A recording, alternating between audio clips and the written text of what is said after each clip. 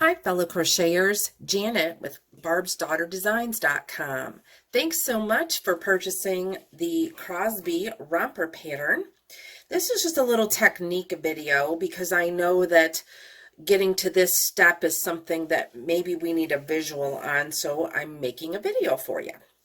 All right, you have now completed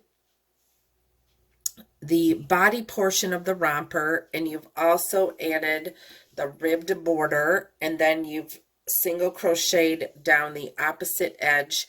And now what we need to do is we need to overlap this so that we form the romper. So you have just completed the single crochet portion, and you are using your red hook, or your small hook. Goodness gracious. All right, so your border is 4 stitches. So what are 4 rows? Well, 4 stitches, but this way it's rows.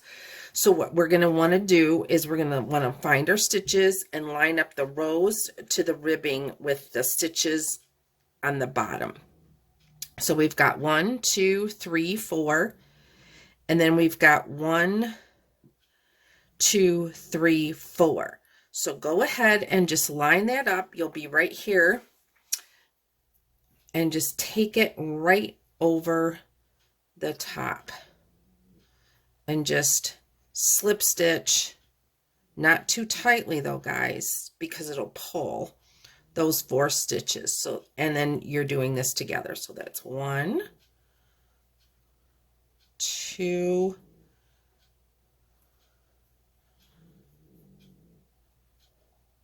3,